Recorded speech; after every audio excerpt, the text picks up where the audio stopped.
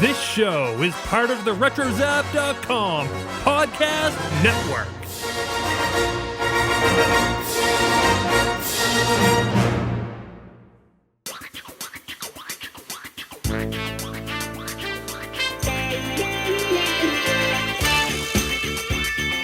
Classic Marvel Star Wars comics with Randy Martinez, with Booges, Jackson, Crimson Jack, and Serji-X, and Don Juan Quixote. Classic Marvel Star Wars comics. At last, beyond the movie, beyond the galaxy.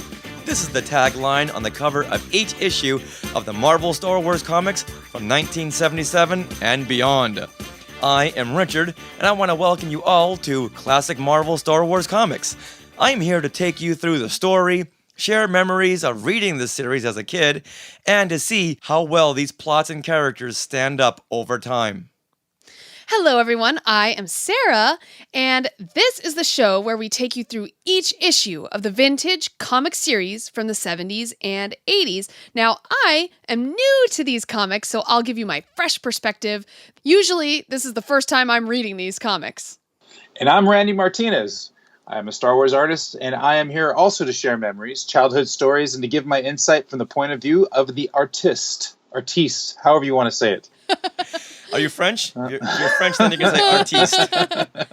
Basically, I'm going to let you know what an artist thinks about these comics. Okay, that's the short version. Nice.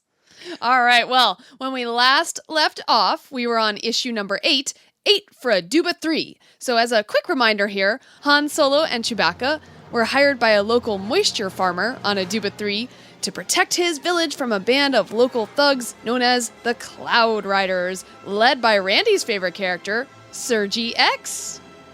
Now, Han and Chewbacca, they hire 6 misfit spacers to help them with the task, including a rogue Jedi, a bikini-clad gunslinger, and a green bunny with a mean disposition, whose name is Jackson. Meanwhile, on Yavin 4, Luke Skywalker, C-3PO, and R2-D2 blast off to search for a location for the new Rebel Alliance base. Now, in this episode, we are diving into Star Wars issue number 9, Showdown on a Wasteland World. Now, the last issue, number 8, credited this as Showdown on a Barren World. But as we find out, they never stick to their original titles. They change them on the fly. Now, Randy, why do you think that is? Well, I think it's because the comics, especially back in the old days, they had to just pump them out so fast that they just put down whatever works at the moment. And then when they have more time now to retitle things. And when they start doing the script, they get, you know what we titled it last time probably wasn't that good. Let's just retitle it. And then when somebody says, that's not what we titled it in the last 70s, the last episode, they said, it's the 70s, who cares? Nice. Says that on Wikipedia, too. All right, now this issue came out December 13th, 1977, so we're still in the Star Wars release year. I love saying that. Still there. Yeah. Now, is this the last one? This is the last issue to be released in 1977. Okay. Now, the writer and editor are Roy Thomas and Howard Chaykin. Illustrators, Howard Chaykin and Tom Palmer. Consulting editor, Archie Goodwin. All right, Sarah and Randy, why don't you two collaborate and read the storyline for this issue? All right, here we go. Han Solo, Chewbacca, and the Starhoppers arrive at Ramiz's village of Onacra, only to find it under attack by flying High-hounds. They repel the beasts, saving the life of a young girl named Merri, to the great relief of her father Oncho, the village spokesman. But their relief is short-lived as Serji-X and his gang attack. The Starhoppers valiantly defend the village from the attack, but not without cost. Meanwhile, Luke Skywalker informs Leia Organa that he has found a new location for the Rebel base in the Drexel system. But the transmission suddenly ends, and worried Leia sets out to find Luke. You know what? Ted Knight could not have read that better. Thank you very much. Good evening, this is Ted Baxter. Energy Star announces economic crackdown. This story and others after this commercial message. Or is it Ted Baxter? Wait. Is it which one is it? Ted Knight played Ted Baxter Ted Baxter. in the Merri Okay. Moore show. I was like, I know it's Ted. He is very, very newscaster. Oh no, I know who he is. Oh, I was like, good. I just couldn't remember what was the real name. As Randy just pointed out, you can't say meanwhile unless you read it in the Ted Baxter way of speaking. Meanwhile, at the Hall of Justice. So whenever I hear that meanwhile, I think of the same thing. The Great Hall of the Justice League. Now, Randy, what are your initial thoughts here on issue number 9? Issue number 9 is pretty good. It moves the story along as they go to the village and they have their first encounter with these hawk type beasts, and we get a little more action from all of the heroes. This gang of the Star Hoppers, of course, and it's good stuff. I think it goes a little slow a little bit at the beginning, but once it moves along, it's action, action, action, which everybody always loves in a comic book. What I found amusing was they took the first 2 pages to recap. Yeah, and that's probably where I'm saying it goes slow. Yeah, it was really fun. Like this whole Han had this inner monologue going on that was like recapping everything that had happened in all the comics. I found that very amusing. Now, Randy, do you think the art is getting better with these last issues, and especially this issue? In some places, yes. Definitely, I think it's a step up again from the original series. If you don't count the last issue with the Death Star, I forget which one that is. That issue 6? 6, yes. Yeah, issue 6. But for the most part, it's gotten better. There's some where they're just flying through it pretty fast, but I think that they're improving. Definitely improving. Okay. Yeah, I think their depiction of Han Solo is spot on. What? Yeah, look at this one in the omnibus on page 156. 154? 154. Yeah. There's I do like that great one. rendition of Han as he's going over the events of the last few issues. Right, but The then montage. his hair gets a little bowl cut and weird later. Well, though. yeah, there are certain places like, oh, okay. And then look at this Leia over here. All right, getting right. ahead of ourselves. I know. Because, we have to do our favorite bit here and go over the cover art. Woohoo! Now, With all of our Skywalkers. Now, the cover art here was done by Gil Kane and Tony DiZanuga. Randy, take us through this cover page and break it down artistically and what's going on story-wise. Well, I think artistically, it's a little. Well, for me, I would say it's a little busy. I think there's a great effort here to do something a little bit different to get the action going. But there's a lot going on, and it makes it a little confusing. The word bubbles actually help out with the storytelling of what's going on. Of course, you do see the sky these The Cloud Riders. Yeah, the Cloud Riders coming down and attacking. Obviously, Han Solo in the middle. There's some interesting cropping decisions here. What I guess this is Chewbacca all the way to the left. To cut him off so close to the edge is very well. It wouldn't be the choice that I would have done too. I thought that was the porcupine dude. Is it I thought the porcupine guy was more purple. No, yeah, that I think that is more Chewbacca because he doesn't have quills like Hedgie the porcupine. Okay. Yeah, so I think the attempt is good. I think there is action. It's just the composition's a little busy. I think that Jackson actually saves it, being so green and nothing else is green, that he actually creates an anchor towards the bottom right corner of it, which gives you this is all nerdy art stuff, but the ears create a motion sort of to guide you through the piece. But I appreciate the fact that the artwork is better. While it doesn't look so much like Han Solo, there is a lot of care taken to anatomy and motion. So I can appreciate those things in the cover.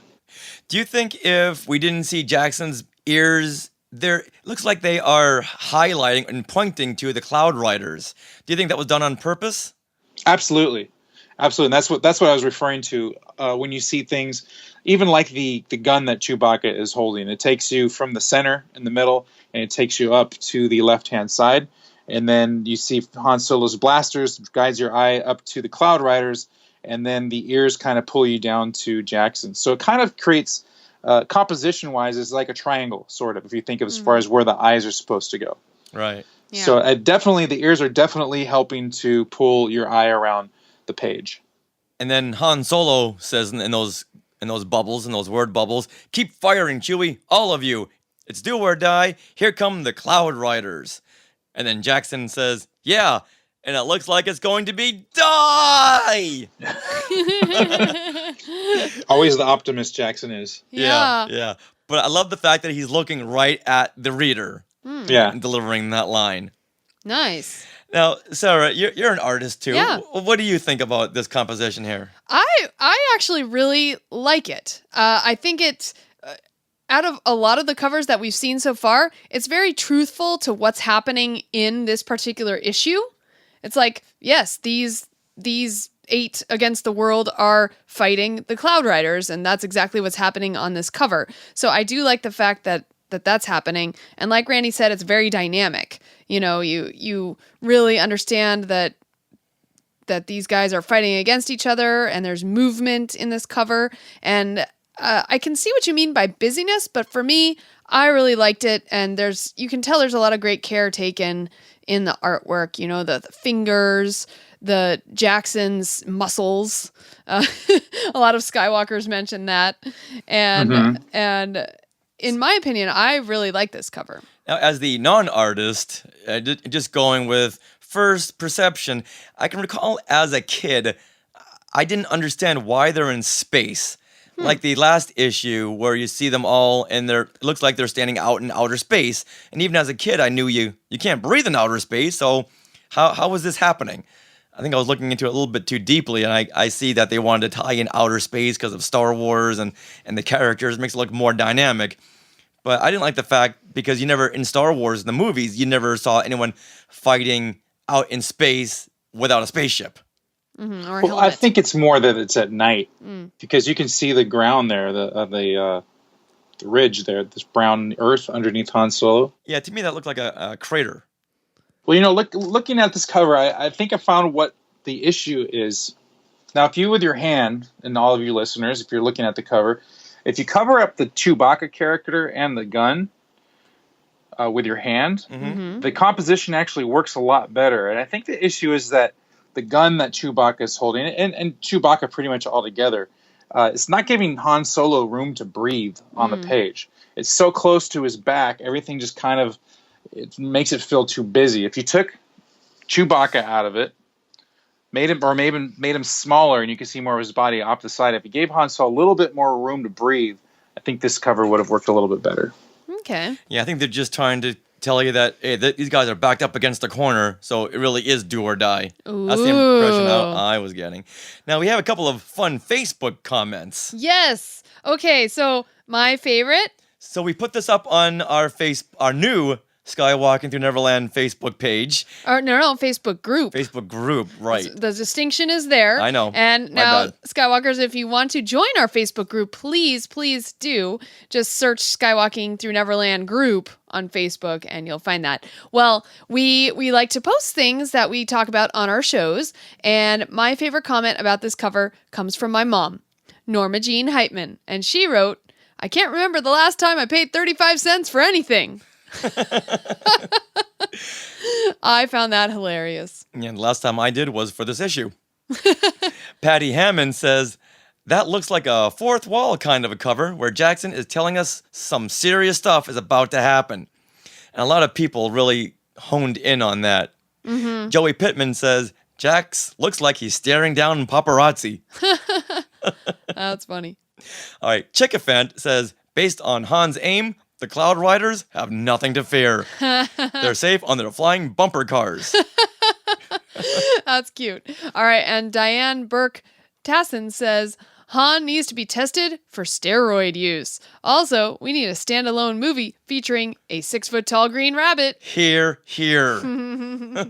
Nice. Well, maybe that will be the one that Tarantino finally directs. Yeah, right? Aw. Yeah, a couple here we really want to read because people had some great perception. John Fowler says, "Is that woman wearing a prom dress?" I can, maybe in the 70s, that was a prom dress. Yeah. Why does Jackson has a sadistic look on his face? Why is Chewie fighting with a telescope? When did Han get a new haircut? Yep. Now, Rebecca Whitebrock says, "I still don't understand why He-Man is always in the upper left-hand corner." Also, maybe you can explain about the rider under the letter A. What is the thing above him? Did he drive off from the gas station without unplugging from the pump? It does look like that Cloud Rider vehicle's got a gas pump hanging out from the back of his vehicle. How funny. David Manderville writes, Jackson has a real positive outlook here. Oh, this is a first. And Han Solo doing his Jango Fett imitation. Twin blasters of destruction. Oh, interesting. Let's go ahead and read one more. Okay. Garrett Sessions says, that's the most rugged, manly face I've ever seen on Jackson. He's the Samuel L. Jackson of anthropomorphic green bunnies. I see a theme here where everyone's really honing in on Jackson. Yeah. I appreciate all the big words in that last one. Yes. And the fact that I read them all. No bloopers. Very good, Sarah. That's very good. Now, before we move on to the story, I do have to give Sarah a special shout out here because for the Star Wars Half Marathon Challenge, she cosplayed as Jackson, the Green Bunny. Yay! All right. And she got so many people saying, "Are you Jackson?" Yeah? Yeah, or you're my favorite cosplayer or something. Yeah, it was so cute. We got that a lot, that we were people's favorite cosplayers because we were so different. Oh, yeah. And of course, I took up the challenge as placed by Sarah, you and Randy, who wanted me to go as Crimson Jack. Crimson, you did amazing. Big ups, man. Big ups. Yeah. How'd you think? Did you see those pictures, Randy? Yes, I did. I was very, very impressed. His legs, man. What did I tell you? I had to work out those legs and rock that one piece. Of course, they made me take off the beard in their first 2 steps into the race. Really? Why'd they do that? You can't have something covering your face. It was a terrorist act, I guess. Yeah, it was Oh, yeah, the silly. red beards. Yeah. The red beard, right. So I guess I was the younger Crimson Jack. Yes. What if you actually have a beard? You gotta shave it. They'll then it was stand fine. there with a bic. Going, here you go, No. shave that off. Oh, All right. okay. They're I don't know what that anti-beardites. Yeah. All right, now, Randy, let's go into the story here, into the actual issue, but describe to us the first splash page. The first splash page is sort of covering what has already happened in the issue before. They are riding to the next town, and it seems like they're riding miniature banthas. Yeah, they are very small. Everybody, but oh no, the robot is back there. But everybody is present and just showing you everybody who is in the gang. So, as an artist, what's your interpretation of this? Oh, it's just showing everybody that's involved right now. That's in the story. Just a quick recap, because you have to angle the camera if this was real at a certain spot to get everybody in there. So they obviously did this to make sure that all who is in the gang still. Yeah, and Han even goes through each one of the characters and just a bit. Yeah, on the next page. Yeah. So in this splash page, we see Han, Chewie, Jackson, Don Juan Quixote, FE9Q, the roller robot, the bikini-clad Ameza, and they're all riding those miniature banthas. And Jim, not Luke, he's leading the pack, and they're heading out to protect the moisture farm from Serji-X. So this is picking up exactly where issue 8 had left off. So you missed Hedgie. He's back there too. Where's Hedgie? Oh, there he is. He's over Jackson's left shoulder. Oh. You know what? I did not see him until now. Okay, well, thanks for Poor pointing that out. Hedgie. He's just facing the Everybody wrong always direction. forgets Hedgie. Then Han mentions that it's quiet, a little too quiet, and then gets into a squabble with Jackson, which makes him wonder how he ever got into this mess. Oh, boy. And like we were saying earlier, this leads into a flashback with Han looking right at the audience, and he's going through back issues from number 3 to number 8, catching the readers up on his story. And it ends with a flashback of the barroom fight Han got into in issue number 8. Now, Randy, correct me if I'm wrong, but I don't recall this alien in a bubble helmet licking Chewbacca's head. Ew. I noticed that too. And Chewbacca doesn't look too happy about it. He's like, ah! Yeah. Now, is he licking Chewbacca's head? What's going on there? He would be able to lick through the glass bubble, but But he's I don't think he knows that. Yeah, apparently not. How weird. Chewbacca just looks disgusted. Yeah. I'll say. I guess I would be too. Well, I get the glass is no big deal, but it'd still be kind of weird. Oh, yeah. Anybody tries to lick you, it's a little disturbing. It is. All right. Well, as this issue continues, Han even goes through each of the 6 mercenaries he hired, to help him just make sure that the audience remembers who they are. So I think that's very smart. Because Yeah. you have 6 new characters, just like I did. I forgot about Hedgie. Okay. So I think it's very smart for them to recap all of these characters. Okay. And for some reason, there is a typo in Han's narration since he spelled Quixote wrong. Oh, really? Yeah. Oh, wow. I'm not really calling Han out on that, more the writer. It's a small thing, but you know what? We notice everything. And then Han mutters the line, "I should have remembered that my last name is Solo." Oh, Now, like he should have stayed solo. That starts us on a dark path for this issue because, wow, the dialogue going forward is just atrocious. There is some bad things to come. But then Han's flashbacks are interrupted as he sees these big birds flying toward them. And Jim tells them that they're not birds, they're called High-hounds, and they're bloodthirsty scavengers. He then says they'll pick the peasants' crops bare if we don't stop them. So within the first couple of pages, we're already into a battle. Yes. That doesn't really lead anywhere. But it gives us a battle instead of a lot of exposition and a lot of talking. Yeah. I think it's fun. I mean, you know what? To me, these, High-hounds? High-hounds. These High-hounds reminded me of the flying monkeys from Wizard of Oz. Yeah, you know what? You're right. But instead of monkeys, they're hawks. Yeah, that's pretty cool. Or the Hawkmen from Flash Gordon. Yeah. Oh, yeah.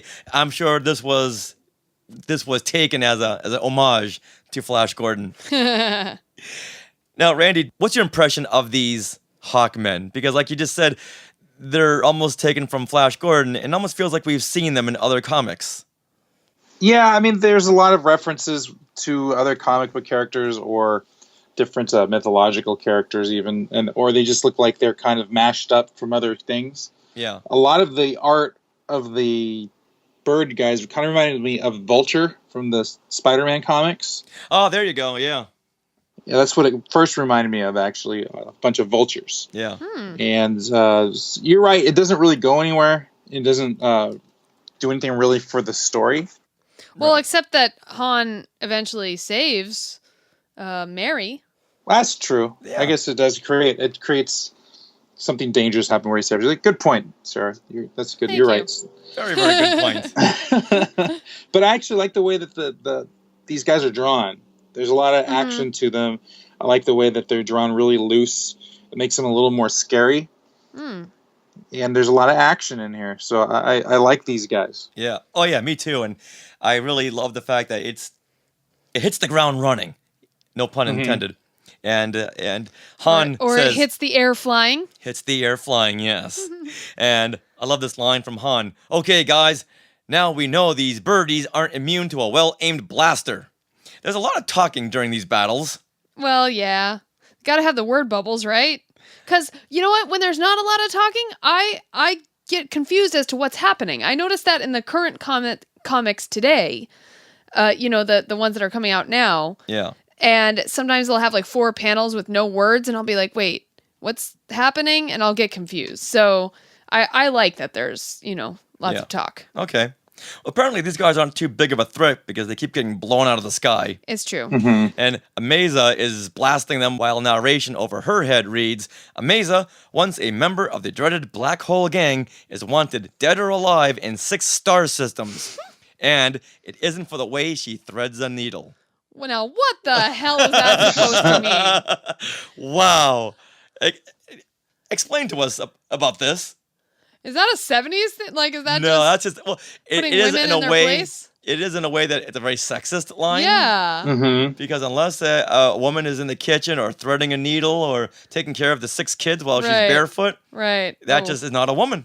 Right. Well, and also, any woman depicted in this particular comic series, or this issue anyway, has to be wearing a very scanty bikini. Apparently.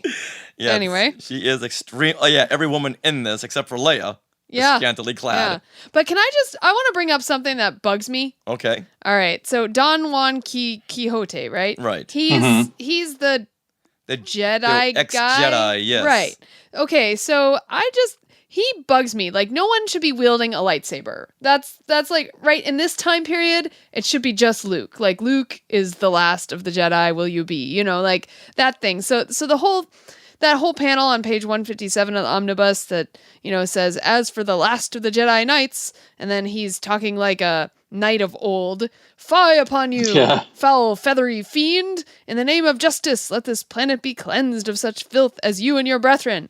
It's like, that's not how Jedi talk, and he's not a Jedi, and it just bugs me he's wielding a lightsaber. I just had to get that off my chest. Well, put this in context of when it was. I mean, this is not long after the first Star Wars came out. Yeah. They didn't know there was going to be a second Star Wars movie. It was just Star Wars. Nobody really did sequels outside of The Godfather.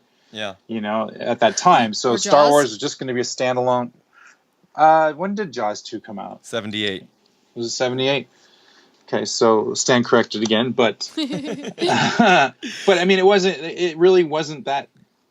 They just thought it was going to be a standalone movie. George Lucas never had any dreams that he would be able to continue the story. That's why he chose to start it in episode 4, which famously people have read that over and over that he said that.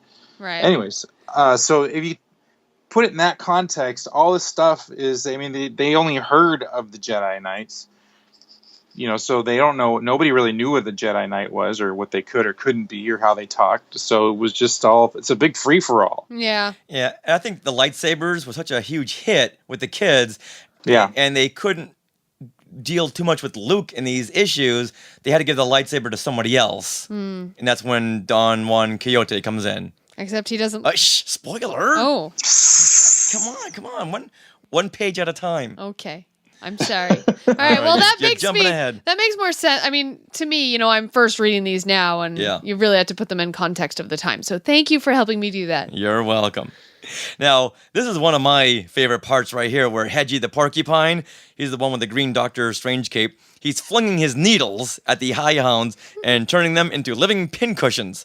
So here on the omnibus on page 157 is a great panel of all these quills going right into that High-hound, and just the action and the dynamic structure of this panel. I just love. And the bird creature yells out. Randy, what does he yell out? Yuck! No, it's yuck! I hear it more as a yuck! Yuck! Yuck! Yuck! Now, in the middle of everyone fighting, Jackson says to Ameza, when this babysitting mission is over, how about you and me teaming up? I got a hunch we could make beautiful blaster music together. Wow. Now, they're in the middle of this big battle, and he's trying to strike up a new partnership. But you know what she says? Timing. She says, no thanks, Bucktooth.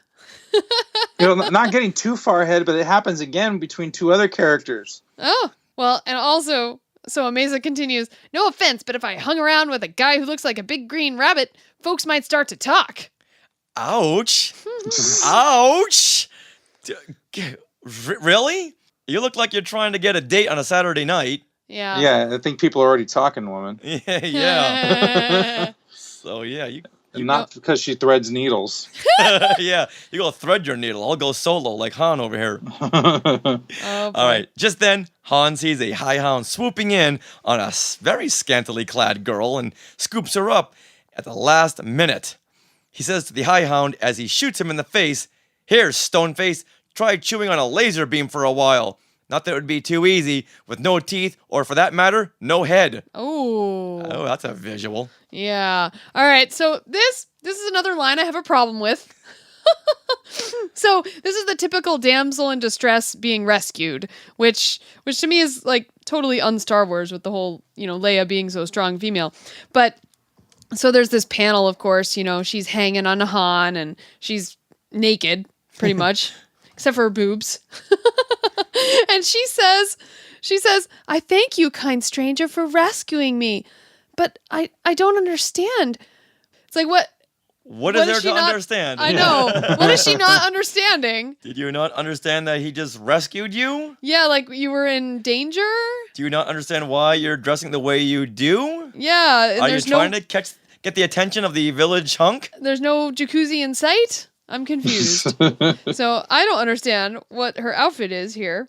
But yeah, she's just playing the ditz, and it just bugs me. Yeah, well, as it turns out, this is the character named Merri, and she is the daughter of the village spokesman named Oncho. Right. You would think that she would have a little bit more going for herself. Yes. So Oncho finds out that Han just rescued his daughter and says to Han that, I am forever in your debt. So it looks like Han's collecting some life debts here. He's good at that. Yeah, very good at that. And Han then says, never mind that. We are here to do a job, and I just got an early start, that's all.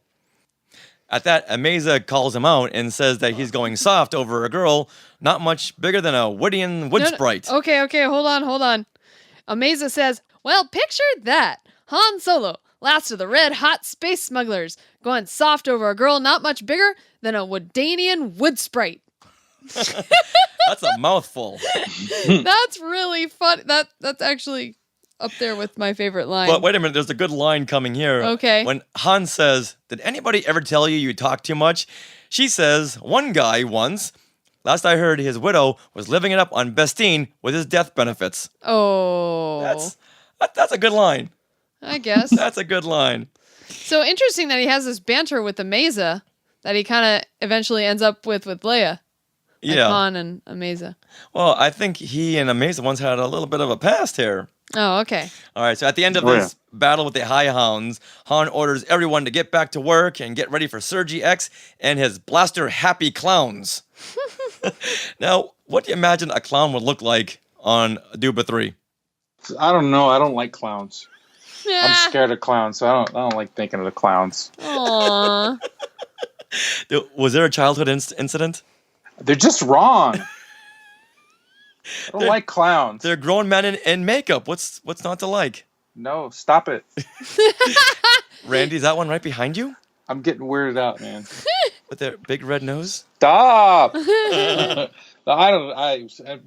guess what a clown would look like, same there as it would here, I would guess.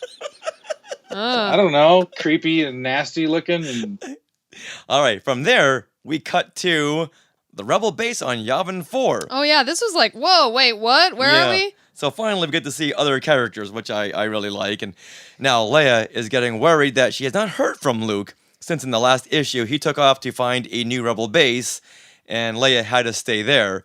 And General Dodonna responds by saying, you like this young man, Luke Skywalker, don't you, Your Highness?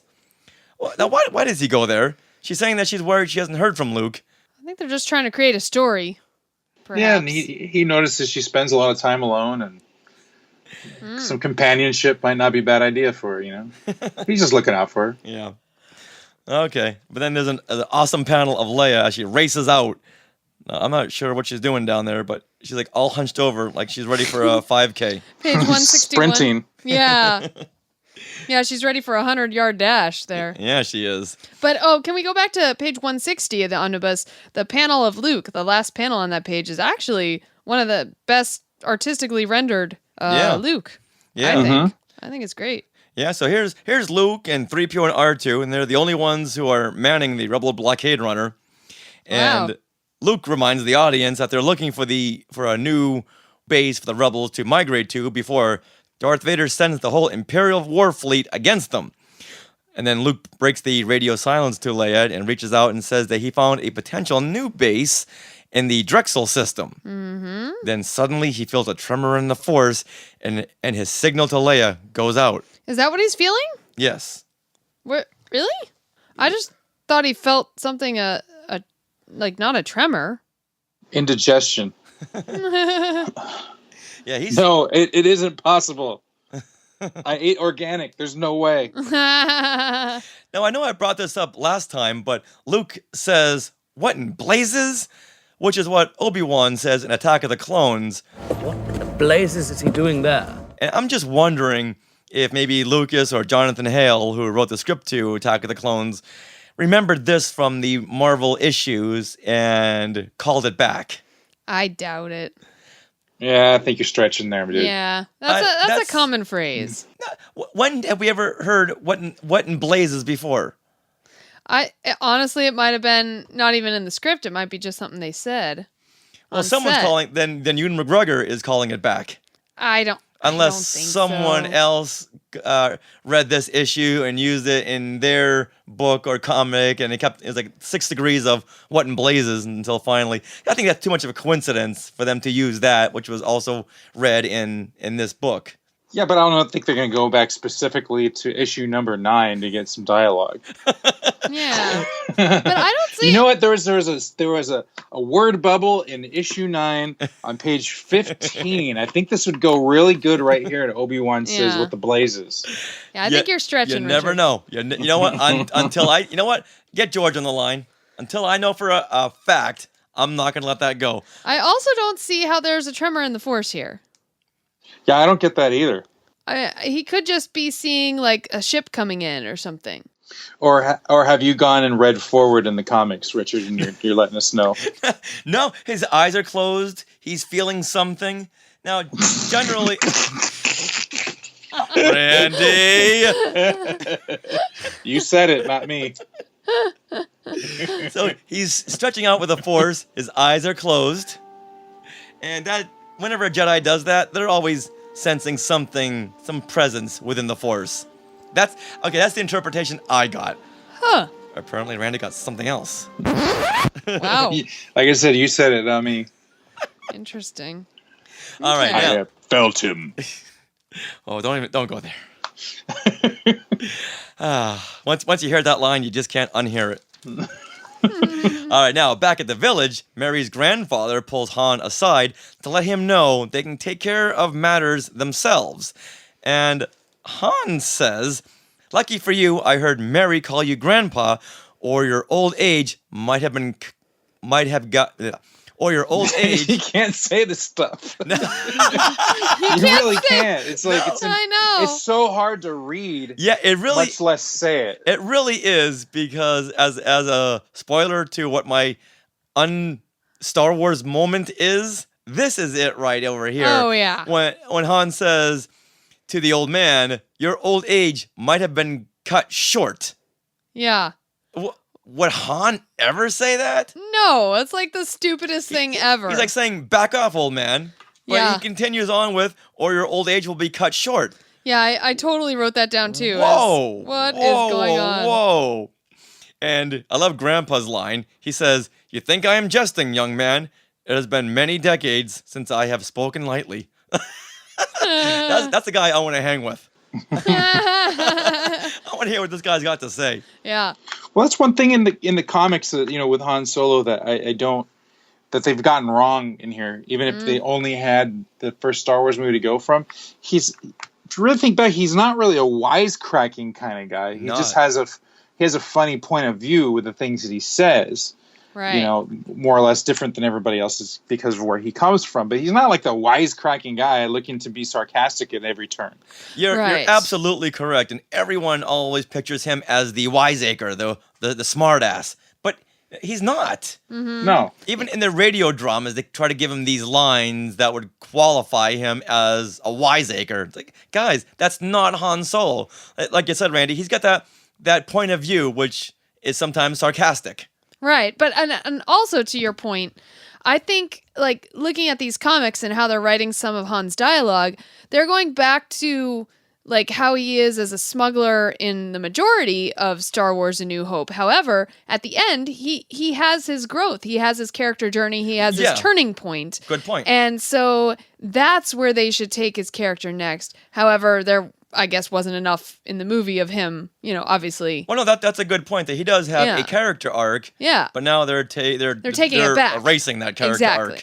Exactly, with some of these comics. So I think that's what they're going with, and I also, to your point, don't think that he's a wise ass either, No, not at all. No, I'm trying to think right now, like what would be sarcastic of what he said. I think the only thing I can think of is when he says, like, to Luke, traveling through space isn't like dusting crops, boy. Other than that, I mean, can you think of anything that is like sarcastically pointed at anybody? Well, like, I never believed in the Force or, those ancient religions. Or one thing's for sure, we're all going to be a lot thinner, which is not really a sarcastic line, but it's like one of those... Well, it's making light of the situation. Yeah. And then even with what you're suggesting, Sarah, it's just more he's just saying his point of view. He's not. Right. I never took it as being sarcasm in terms of the way that the sarcasm that's in these books, the way that they have. Yeah, it's like he Han doesn't Solo. try to crack jokes. No. But Yeah. they just come off as funny sometimes because of the way, Harrison Ford reads it, I suppose. Yeah, even in the Millennium Falcon when he slaps Luke's hand, when Luke says, "What's that?" So yeah, he's got that hard edge, but Wiseacre, no. Yeah. All right, now from here, Grandpa says that he has a mystical solution that he once beheld in his youth. Yeah. Now I thought they were going to go with the Force. Yeah, me too. Or like a different way of using the Force, like we've been seeing lately with Star Wars Rebels and things. But of course, this is not canon. This is not by Well, when the he story says group. a mystical solution, I thought that was just their way of Talking about the Force? classifying the Force. Right. Because not everyone calls it the Force. Even Ezra never called it the Force. He just knew he had these powers. Mm-hmm.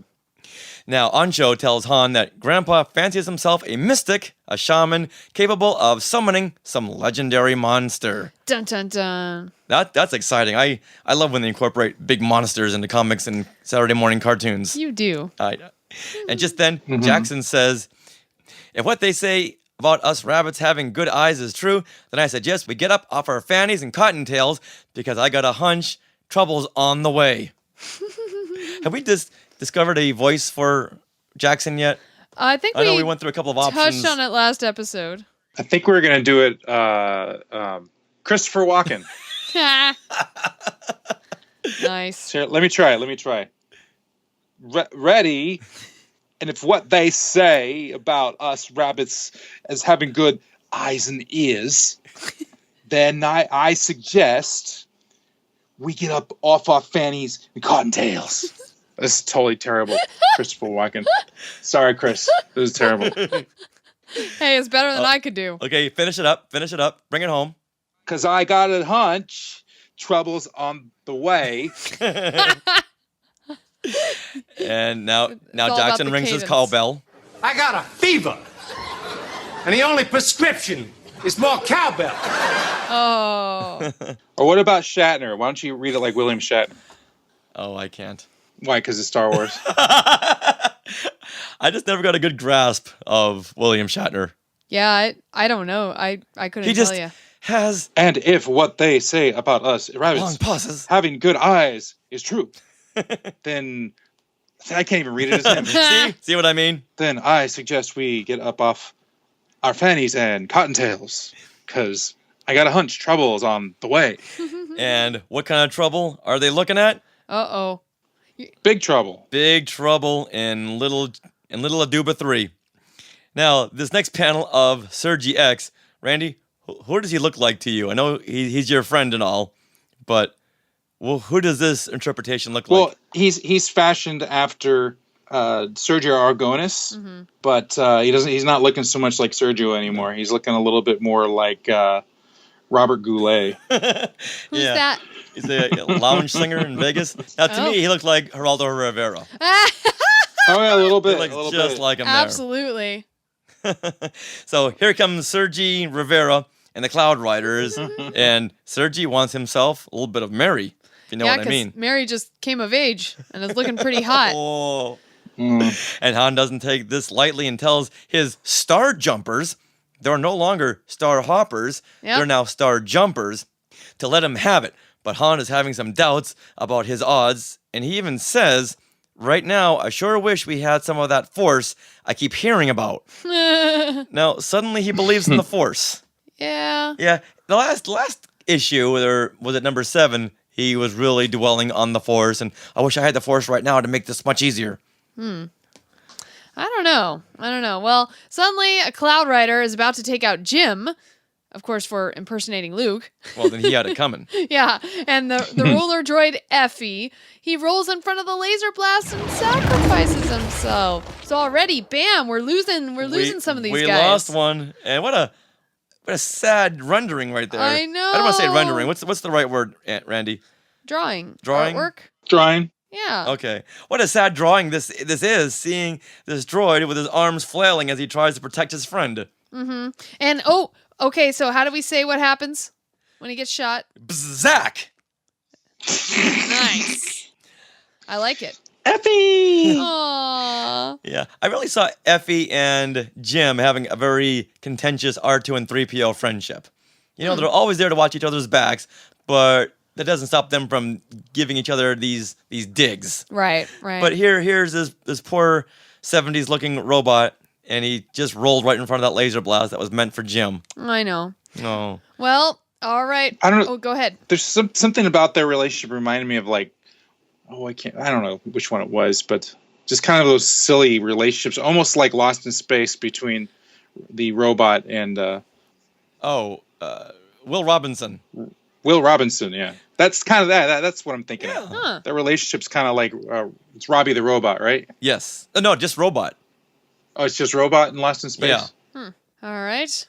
Well, then another one bites the dust. Because Don Juan Quixote, he joins the fight, and Ameza urges him to use his lightsaber, and he says, "In the name of the righteousness, use it I shall." It sounds like he once knew Master Yoda, judging by that dialogue. Oh, I get it. So Wait, Sarah, go back and read that the way Don Juan Quixote would read that. I just did. In the name of the righteousness, use it I shall. What do you think about that? Is that a good Don? That I don't know. I doesn't think matter he has a anymore deeper because voice. he's taken out. He's taken out. He's taken out by a stray laser bolt. He can survive Order 66 apparently, but he can't survive a stray laser bolt from Serji-X's gang. Oh. Farewell, comely damsel.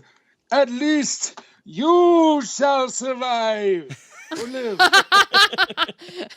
I liked that. That was nice. So that's 2 down from Han's group. Yep. And they started with 8, right? Yep, now Yep. 6. Yep. Oh, I really wanted to see Effie survive this story, I know. the story arc. Oh well. Now, during the battle, Grandpa is conjuring something with his mind. So once again, I thought he was using the Force. Uh-huh. Until an almost inhuman shriek issues from his mouth. Now, they really emphasized the word inhuman. I think they were doing some cross-promotion to their Inhuman comic book series. Am I stretching there, or what do you think? That's okay. That's what I tend to believe, okay? Let me All have right. that. All right. Hey, if they can pull lines from page 15 of this comic book for Attack of the Clones, they can use Inhumans. Well, see, there you go. There you go. And the narration now reads, "The carnage of battle continues. But somehow, Serji-X and his band occupy second place in Han Solo's priorities as he stares dumbfoundedly while the mountain itself is torn asunder from within. Quite obviously, the real battle's yet to begin." Wow. Now, Randy, what are we looking at on this last splash page? We were looking at an enormous. Well, we don't really get a cue of how big it actually is, but apparently it's supposed to be big. But it's a big monster, big T-Rex or something coming out of the sides of the mountain here. This big green Godzilla-looking monster. No, it's a behemoth. A what? A behemoth. What's a behemoth? Behemoth. Yes. Are you joking about that? No, I say it wrong because I read stuff. Because I was reading at a higher level than I was speaking when I was little, and so things got in my head wrong. Day So it's of the behemoth. Behemoth? Now, Randy, what is this behemoth? How did you say, Sarah? I said behemoth. Randy, what is this behemoth saying? I put the accent on the wrong syllable. Okay, so Randy, what is this large creature He's saying?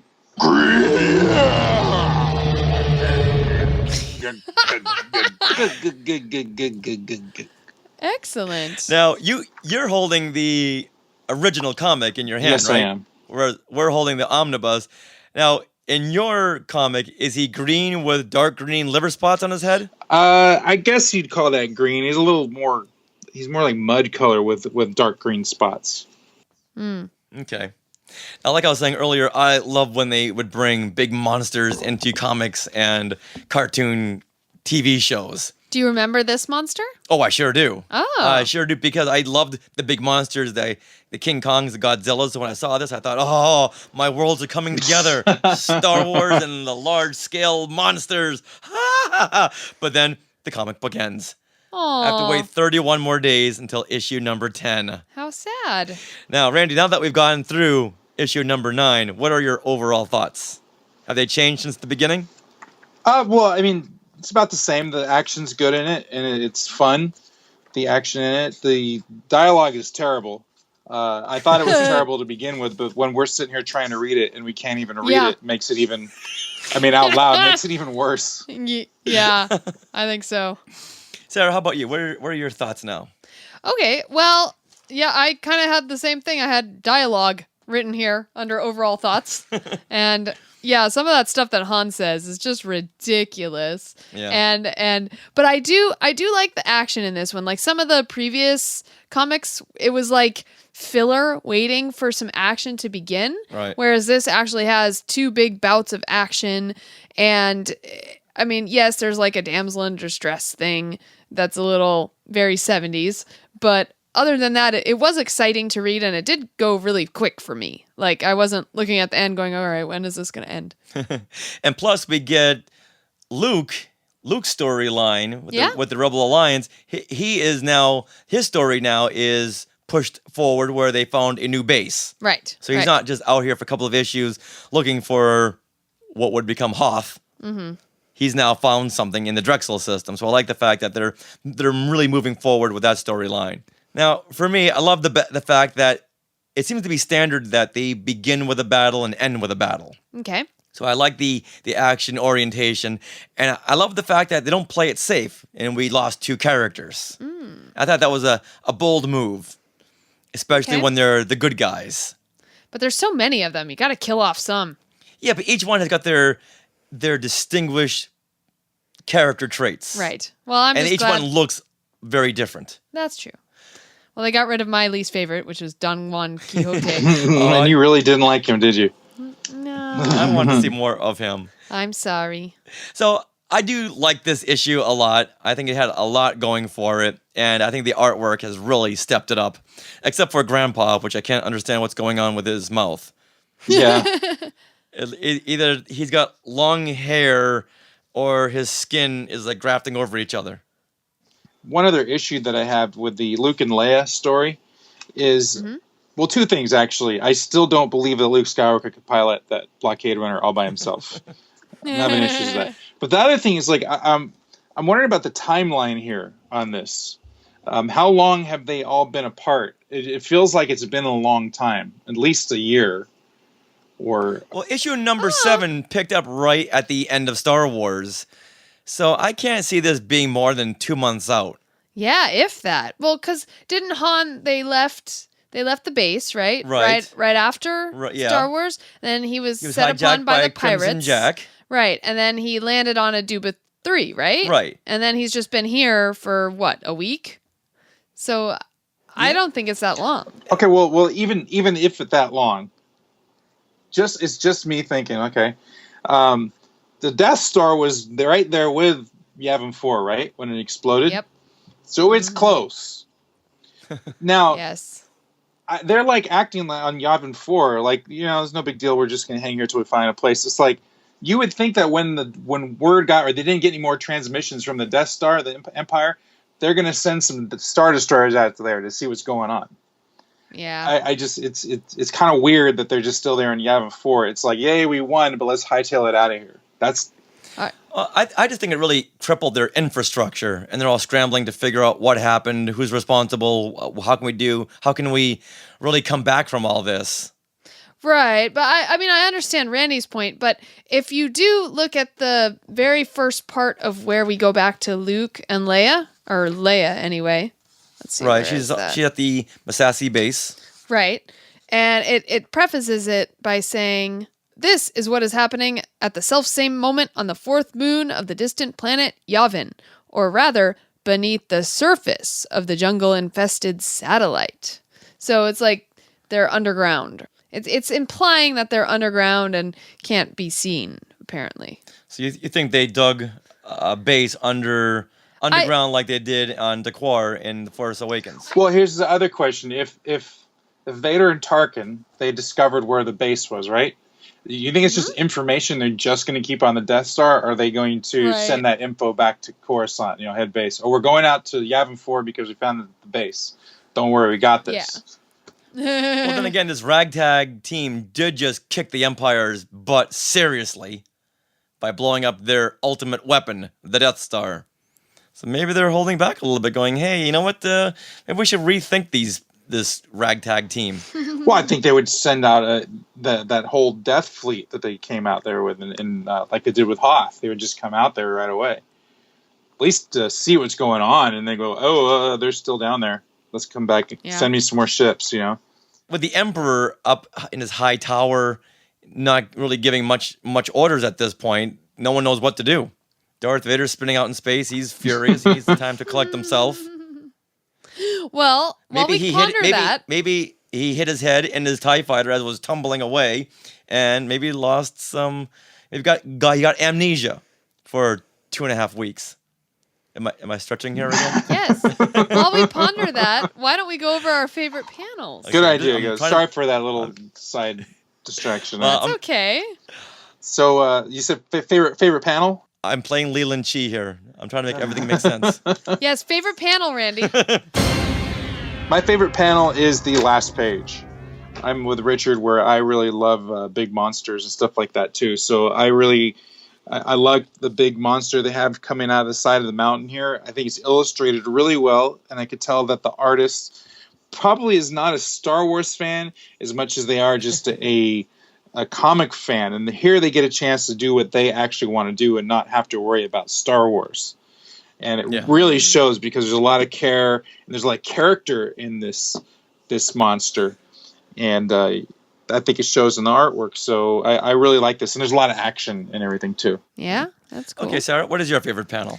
Honestly, my favorite panel, nothing really jumped out at me completely. So I honestly like the cover.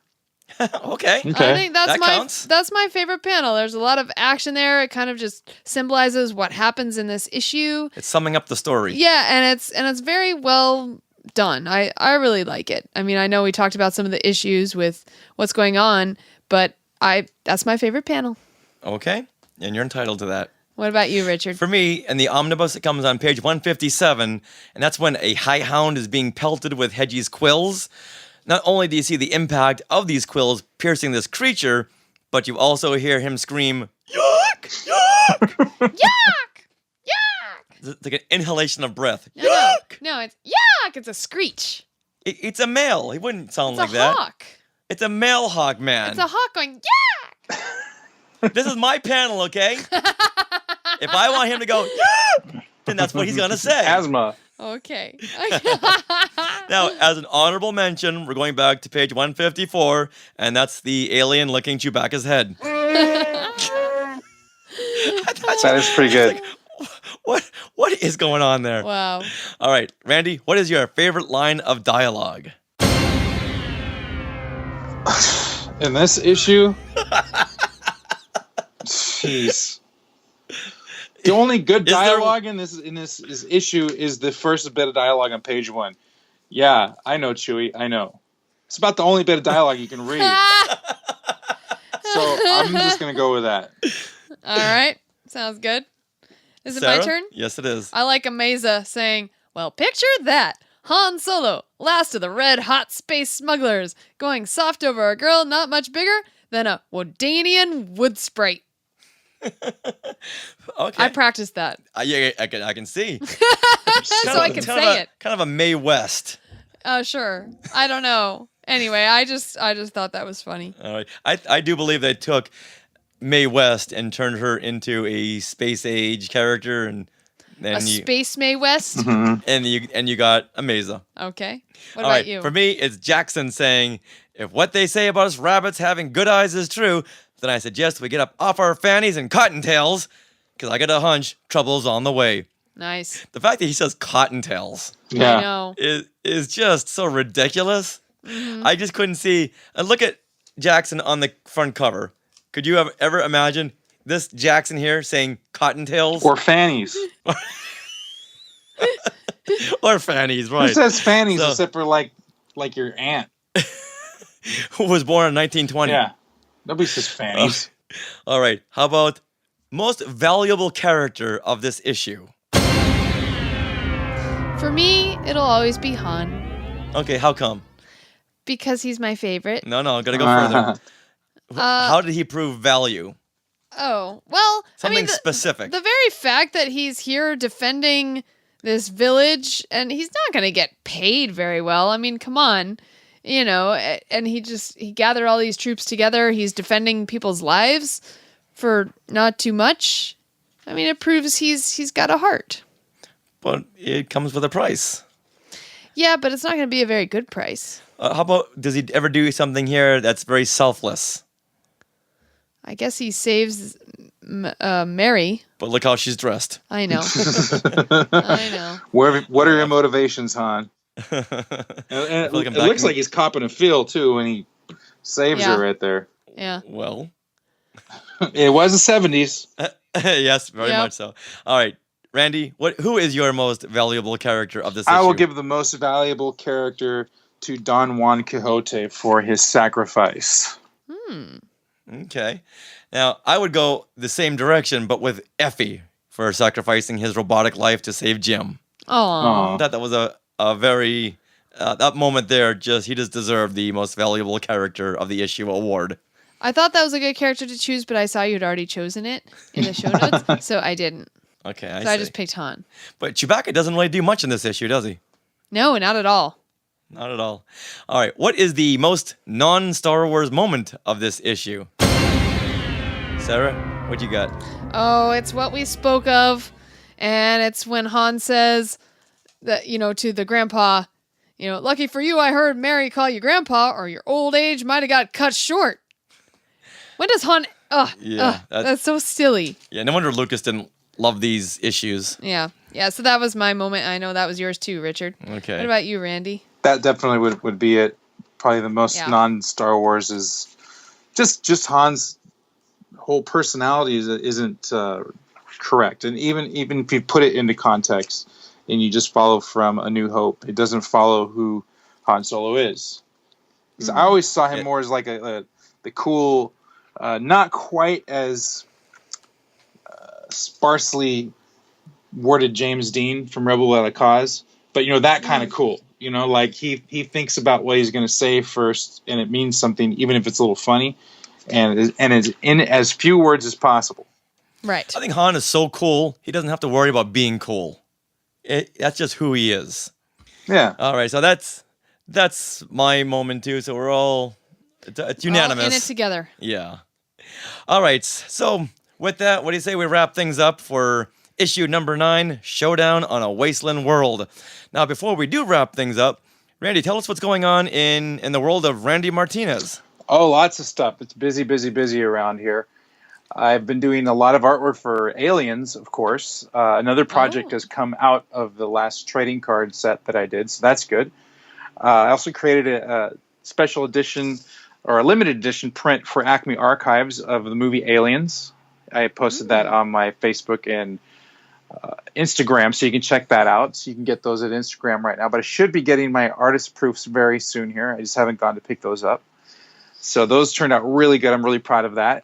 And the other project, I can't tell you what it is. Again, this always happens. But I can tell you that it's Harry Potter. Oh, Yeah. I'm putting 2 and 2 together. So Okay. Will we see it perhaps at Universal? No. Well, I don't know. Maybe. I don't know. I see. If I say anything more, I might get in trouble. But I can at least tell you that it's for Harry Potter. It's very original. Didn't even know they had this type of stuff. But it was fun. It was a lot of fun. Will we see it in conjunction with the movie coming to a theater near us? No, it's based on the Harry Potter films. Okay. And it was I'm not that familiar with it. I got myself familiar with Harry Potter. I actually have not seen before I started the project. I'd never seen a Harry Potter movie in my life. Wow. So I definitely need to get familiar with it. So I watched the first 2. The first one was good. I liked the first one. The second one was a little boring for me. Second one's probably the worst of the films, but the rest are all just uphill from there. Yeah, I started watching the third one in when it came out in the theaters. I had a friend who could get me in for free, and I fell asleep both times I tried watching it. Aw. How sad. Well, the books are excellent, but I digress. But yeah.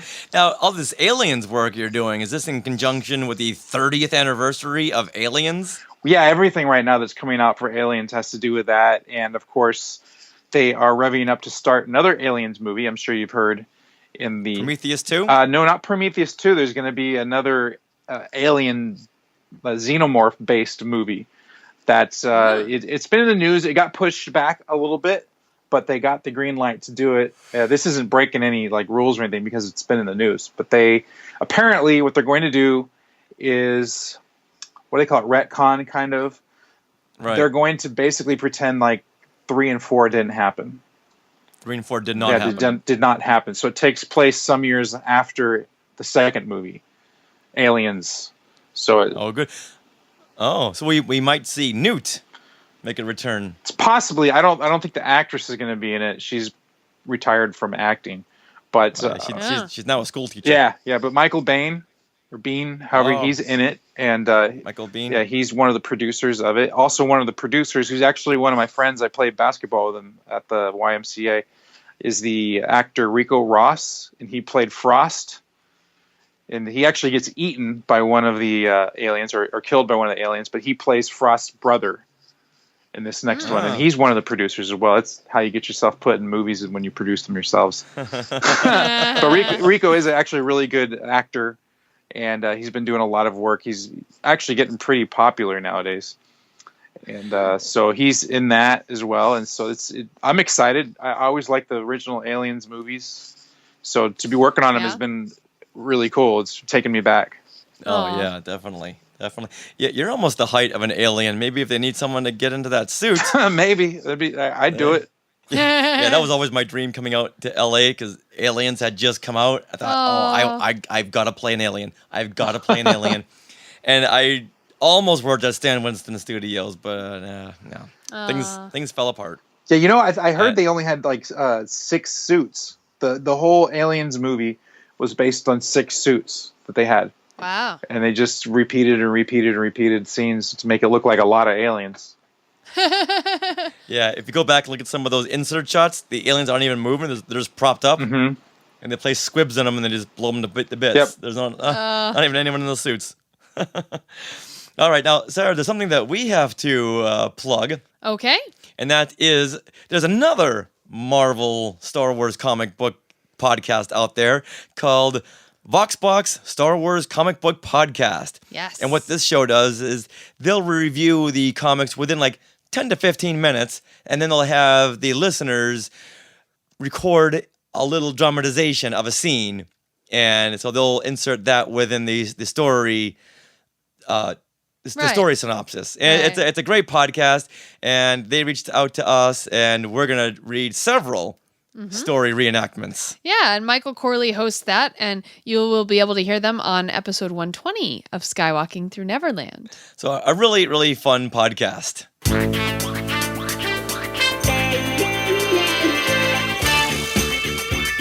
All right, now with that, we will see everyone back for issue number 10, titled, as of now, Day of the Behemoth, or as Sarah calls it, The Behemoth. Shut up. I know. That's so cute. All right. Well, we'd love to thank Rob Dellinger, the John Williams of podcasting, for composing our jingle. And also, Skywalkers, if you'd like to reach out to us, we are at Skywalking Pod for Twitter and Periscope. And please make sure to join our Facebook group, Skywalking Through Neverland. And Randy, where can they find you on social media? You can find me all over the place. You can go to randymartinez.net to go to my official website. You can also Twitter me, Randy Tweet you.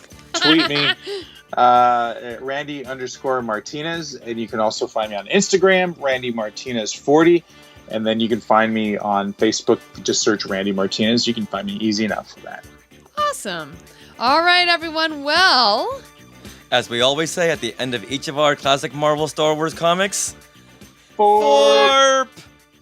Or one of my favorite lines, be gone, defilers of the sacred way. Or Zack. Or me. Griag. Or meanwhile. All right. Hard to top that one. All right, Randy, thank you very much, and we'll see you for issue number 10. Bye, everybody. Yuck!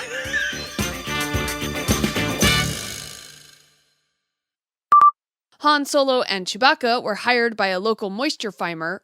Blah, I can't say that. But their relief is short-lived as Serji-X and his gang attack the Starhoppers about... Oops. I didn't see the comma there. Should I say that line over again? Yeah, Sure. but their relief. Meanwhile, Luke Skywalker informs Leia Organa that he has found a new location for the Rebel Alliance. Based on Drexel... That sounds horrible. I told you I was going to suck at this. Tony D. Zanuga. Dzuniga? Tony D. Zanuga. Zanuga. Zanuga. It's clear that you cannot pronounce that. Zuniga. Tony. You sound like you're making a song. D. Zanuga. D. Zanuga. How do you pronounce D. Zuniga? Well, if it's kind of Hispanic a little bit, De Zuniga, All right. I think. No, that's not right. All right. Let's just say Gil Let's Kane. ask Tony. Gil Kane and Tony D. Zanuga. Please send letters and complaints to Skywalking with... And then Han mutters the line. Why is she... Or... Yeah, that's what all she says, right? Yeah. Yeah, but I don't understand. We will. And then Han says, "Never mind that. We will. Yeah. We were." Ameza says, well, picture that. Han Solo, last of the red hot space smug... Wait, let me try that again. Ameza says... If what they say about us rabbits having good eyes is true, then I suggest we get off our fannies and cottontails because I got a hunch trouble's coming on. This is hard to read. Then I suggest start there. Yeah. As we always say at the end of each of our classic Marvel Star Wars comics. Forp. Okay, ready? On the count of 3, everyone say forp. 1, 2, 3. Forp. Nice. Okay. Well, those lines were very hard to read. Oh, it's Yeah. terrible. Yuck! No, it's yuck! I hear it more as a yuck.